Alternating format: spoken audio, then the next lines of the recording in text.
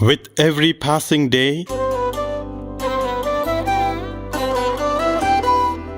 hundreds and thousands came to him. His home became a mandir with a moving and loving, smiling and playful deity. Yes, it was him and only him who turned everyone's tears into streams of bliss.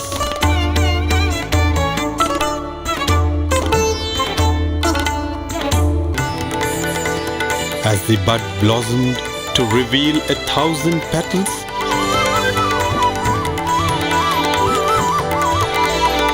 it can only be said that the fragrance of the first few years is unique.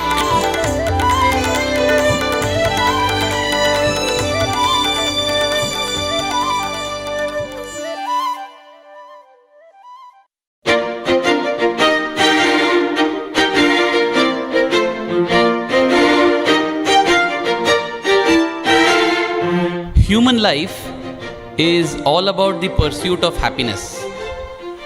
Whatever that we do, ultimately the reason why we do it is because we want to be happy. But this happiness is so elusive. Even if we are happy, we are not able to keep that happiness sustained because it's only temporary happiness. So the quest of human life can be summarized as the pursuit of permanent happiness. Speaking of which, I'm reminded of an episode from the life of Dr. T. Ravi Kumar. He had to do his doctorate at the Shri Krishna Devaraya University. Whenever he would get any holiday, he would rush to Bhagwan's presence, needless to say. So once when Swami was in Vrindavan, he rushed to Vrindavan and he was waiting outside the bungalow, and Swami called him in for an interview. In the interview room were many others also, and in all of their presence, Swami looked at him and asked, "Ravi, how come you are here?" He said, "Swami, it's a holiday, it's a weekend, that's why I have come here." Swami said, "But why did you come here?" "Swami, I came here for darshan." "Why do you want to have darshan?" "Swami, because it gives me bliss." "It gives bliss or happiness?" Swami asked. "Swami, bliss. What is the difference?" And that is when Ravi Kumar sir says that it was a beautiful answer that got prompted from within. So he said, "Swami, if I am hungry now and I get a gulab jamun to eat, I will feel happiness. But Swami, 5-10 years from now, if I am feeling hungry and I don't get anything to eat, at that time if somebody reminds me of the gulab jamun I had eaten 5-10 years back, I won't feel happy at all. In fact, I will feel more miserable than before. Because before I was only hungry, now I am hungry with an image of a delicious gulab jamun. But Swami, today I am having your darshan, I am feeling blissful. 10 years from now, if I am unable to have your darshan, if I think of this moment when I am having your darshan, I will feel the same bliss, Swami. That is why this is bliss and that is happiness. Bliss is permanent happiness, and that comes only in union with God. It is to seek that kind of a permanent happiness and bliss that we have all gathered here.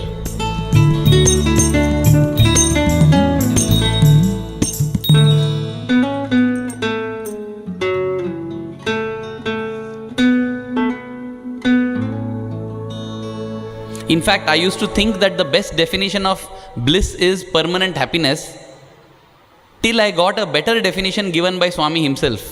Again, this happened to another research scholar, Sanjay Mahalingam. Swami had called him, and in the interview room, Swami asked him directly, "What is bliss?" Sanjay is well read in all these scriptures and texts and everything.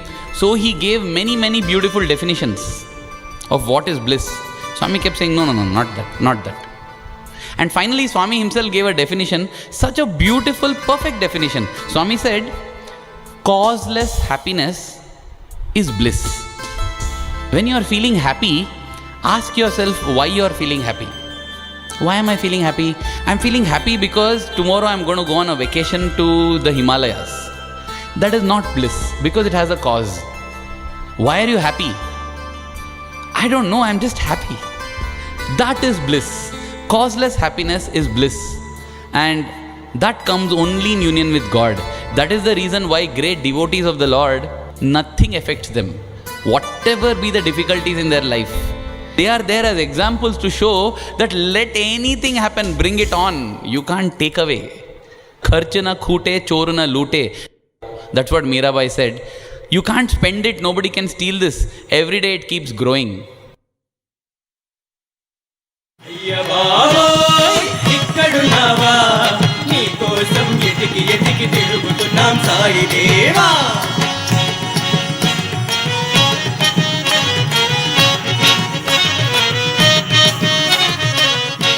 One of our brothers in Radio SAI, when Swami was giving them a lot of attention when he was a student, he was part of the Burrakatha group, and Swami would call them often for an interview.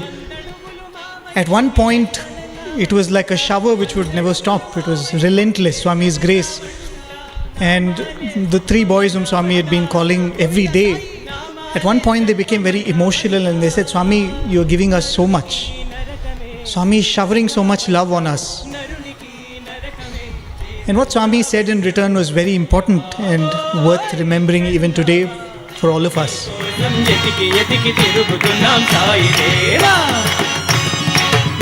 Swami said, when I give, accept it. And when it is not there, think of these days and feel happy. And when Arvind was describing that event or that answer which Ravikma sir gave, he said, if I can think back on these moments I spend with you, I can still feel happy. How true that statement is, how true that bliss is, that even though we were not part of that moment, we can sit here, reminisce those moments and feel happy.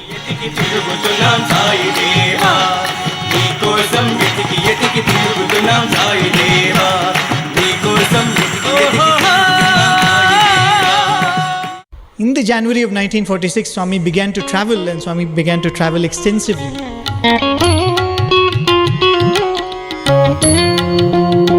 From some of the letters which Swami wrote, it looks like Swami was in Prashantinilayam for most part of January. Then Swami travelled to Secunderabad in probably mid-January. Then Swami came back to Parthi, and then he went again to Tirupati. And how do we know this? It's from a letter that Swami wrote to a couple. This is Mr. Madhoji Rao and his wife Sharada Bai, whom Swami used to call Shankaramma. Swami writes a letter to this couple, a very sweet letter, and from what Swami has written, you can kind of muse what that letter from Madhoji Rao was. And that probably is a complaint which Swami has got from 1940s. He gets it even today, and he's going to continue to get it forever. Because that devotee had written to Swami, Swami, have you forgotten us? We are all poor devotees, you have better devotees to think about, so you have forgotten us. So in response to that mail, Swami writes a sweet mail. Swami says, how can you say like this? I've been very busy. Do you know how many people are coming here? There are thousands of people coming to the mandir, and I'm waking up at 4 in the morning. I'm sleeping at late in the night, and all of that Swami writes. And then Swami says, don't worry, I will come. Last time we had spoken about this couple. They had come to Swami after an extended disaster in their family. The wife of Madhoji Rao had given birth to 7 sons, and each one of those sons had died few days after birth. You can imagine what trauma that couple would have gone through, what trauma the mother would have gone through. For the 8th time when she was pregnant, they come to Swami, and then Swami materializes grapes and gives it to this mother and says, don't worry, this son will be born healthy and he will live. And Swami says, I will come and name him. 8th of March. The child is born, and Swami had promised, I'll come and visit the child. So what did Swami do? He went straight to the hospital. He went to Vani Vilas Hospital in Bangalore to see the child. And Swami saw the child, blessed the child and the mother, later, I think in April, Swami goes to his house in Chamrajpet in Bangalore. Swami names the child Sathya Nath. And the teacher in the school says the name is too big and makes Sathya Nath into Satish. We generally say man proposes, God disposes. This is the other way around. Then God proposed a name and man seems to have contorted it. In fact, much later, Swami again writes a letter to Shankarama saying that I am very displeased with the visit because I couldn't spend much time with you. I promised to come back and I promised to spend more time with all of you. This was in the January, and after Swami came back from Tirupati, Swami spent the next 2 months in the house of this devotee called Thirumal Rao. And we have mentioned his name many, many times. He was one of the devotees who were instrumental in the Patha Mandir being built. And during this time, one very important devotee, important for us, for Swami all are equal, an important devotee made her appearance in the scene. This is Karunamba Ramamurthy, whom Swami would fondly call Kannamma. And for those of you who have read the book Sri Sathya Sai Anandadai, that book could not have been named more aptly.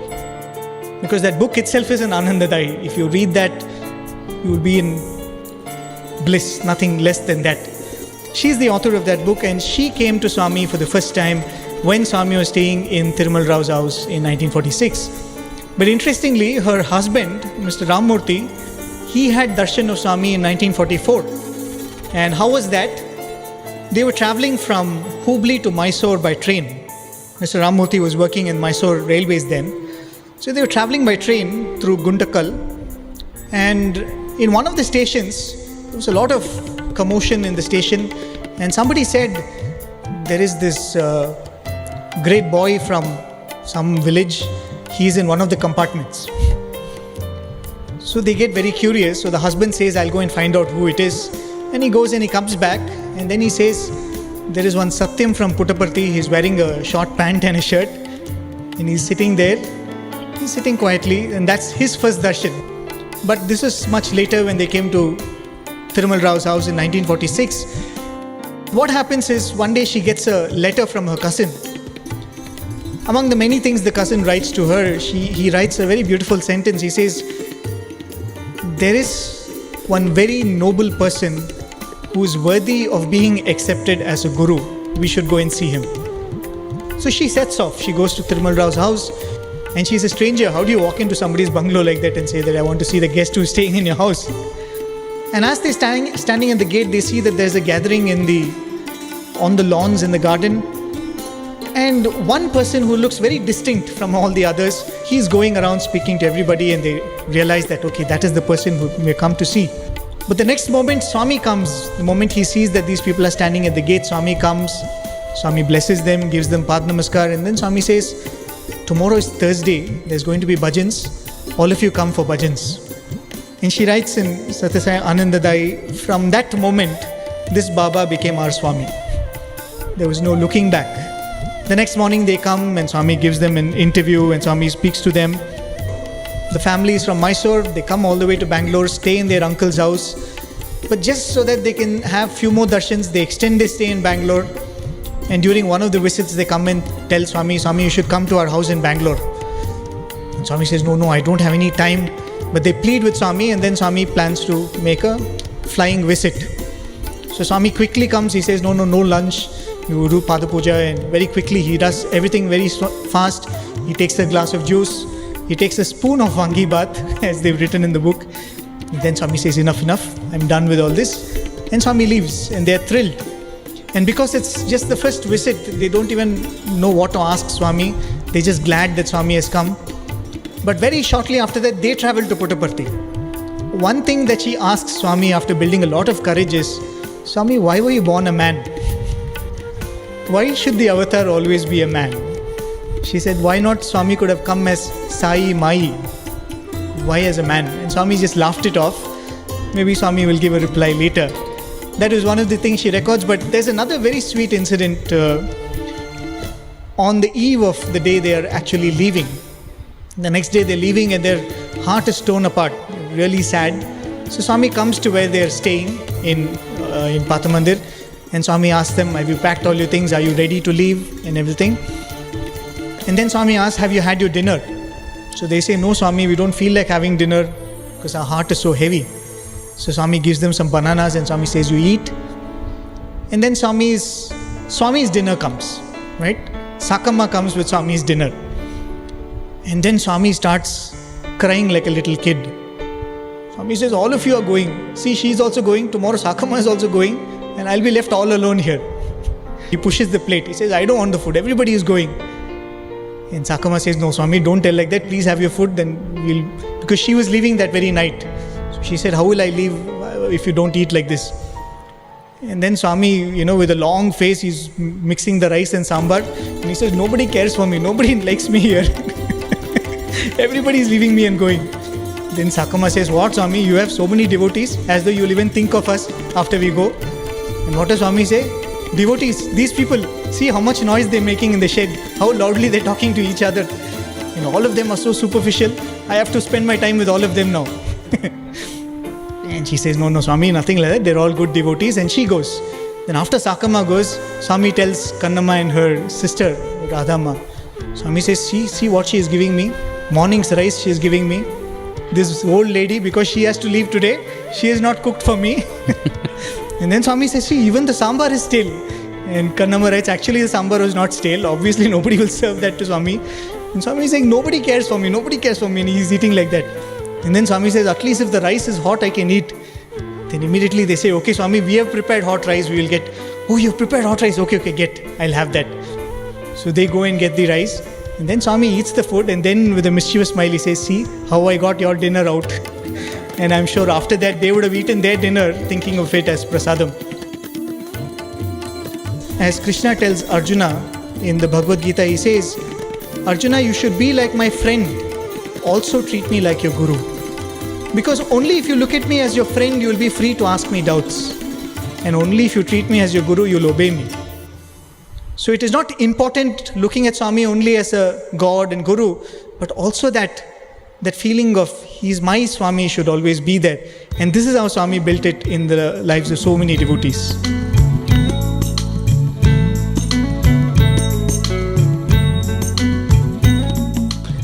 When we read the Leelas and Mahimas of the initial days, Kannamma, then we have Vijayamma, then we have Rani Ma, so many Mas. You feel that Swami, you came as a man, but still it's the women who got chances. It is a recency effect, We see the last 5 years, last 10 years and think, oh, what is this? So much he has showered actually. I don't think that anybody can claim to have got less or more. Everybody has got perfectly. It is beautiful because that is how the Lord's master plan is. During one of those days when Swami was in Bangalore, a very, very interesting episode happened. All kinds of people would come to see Swami. And there was this cobbler on the street. As he was mending his shoes, he saw that a lot of cars were coming into one building, one bungalow. And he wondered what was going on. So he just left those shoes and the slippers that he was repairing, mending, and he walked across. And he got to know that some great being was visiting, a great personage from Puttaparthi, a young lad but who has great powers, who is guru, who is like God to many. So he was very fascinated, so he thought he also must go in and see who it is. But then he saw everybody getting huge garlands and fruits and all these offerings. Whatever little he could afford, he took one small garland with a few flowers in it, and he also walked into this place. Bhajans were going on. He sat down. Swami was on the dais there. And then to his amazement, Swami walks and comes straight to him and accepts his offering, that garland. And he's so overwhelmed in the presence of Bhagwan. Then Swami asks him, what do you want? He doesn't know, He doesn't know what to ask. That is what happens, All our life we keep asking for so many things. Finally, when we come face to face with God, everything seems so minuscule, everything seems so tiny. That was the experience even of Swami Vivekananda. He comes and tells his Guru Ramakrishna Paramahamsa, I am having all these difficulties. Tell your mother to solve my difficulties. I have financial troubles at home. I have so many problems. Ramakrishna Paramahamsa tells, go tell, the mother is there, go tell her. He goes and comes out, and Ramakrishna Paramahamsa asks, did you tell the mother? He says, no. Then you did not speak. No, I spoke, but I asked her to give me bhakti. You asked for bhakti, you should have asked for money. Go in, go ask again. Don't forget what you have come here for. And he goes and he comes back and he says, no, this time I asked for faith. I asked for love. And he says, Gurudev, in the mother's presence, I can't ask for such cheap things. I just can't ask. That is what happens. And this cobbler who could have asked for a million things, he says, Swami, come to my house. Swami says, okay, I'll come to your house. Now, first of all, I don't think the cobbler expected that Swami will tell, I'll come to your house. But Swami says, I'll come to your house. He says, okay. And then Swami walks back. Now the cobbler is, okay, when is Swami going to come to my house? Because he has to make things ready, right? But he never got the opportunity to interact with Swami. And after the session gets over, Swami has gone in. He walks around trying to ask different people. Nobody actually helps him. He forgets it also. He gives up the hope that Swami will come. 3 days later, a big car stops in front of this cobbler and he gets scared. First his thought is maybe some commissioner of police or somebody is, because he's just doing it on the road. It's not some legal shop or anything like that. But when the door opens, out steps Swami and his jaw drops. It's almost like Swami picks up his jaw and tells, come sit back inside the car. Sit in the car. He sits in the car, Swami sits. No words. He's just dumbstruck. They say when the heart is full, words are few. And Swami is directing the car. Go here, take right there, take left, to the cobbler's home. Arrives at the cobbler's home, he walks in. Nothing is ready. The cobbler doesn't have anything. He just quickly picks a towel and cleans up a wooden board, plank, which he keeps it against the wall as a backrest. And Swami sits there. The cobbler rushes inside the kitchen. His wife, they're in bliss. They have just a few bananas. They offer those bananas. Swami happily eats those bananas. The Lord is thirsting for love. Wherever he gets that love, he will go there. Nothing else matters. In the Dwapara Yuga, Krishna, when he comes to Hastinapura to talk about peace, Duryodhana decides that I will make him indebted to me by treating him very royally. But Krishna refuses the hospitality of Duryodhana. Instead, he goes to the house of Vidura. And Vidura is a humble devotee there. And he goes and stays in his home. And Vidura is so thrilled. There's a beautiful Hindi song on that. It says, Sabso unchi prem sagai, Sabso unchi prem sagai. Duryodhan ka meva tyagyo, Duryodhan ka meva tyagyo, Sag vidur ghar khayo. Means love is the greatest for the Lord. Duryodhana ka meva tyagyo. You gave up the rich food at Duryodhana's house. You had normal food at Vidura's house. And what was the normal food? Hari to base prem ke bhuke, Hari to base prem ke bhuke. Vidura was so lost in the bliss of seeing Krishna that it is said that he peeled the bananas, threw the fruit and offered the peels. O Prema Swarupa, who can ever fathom your love? Lost in the ecstasy of your presence, I foolishly offered the peels, throwing away the fruit.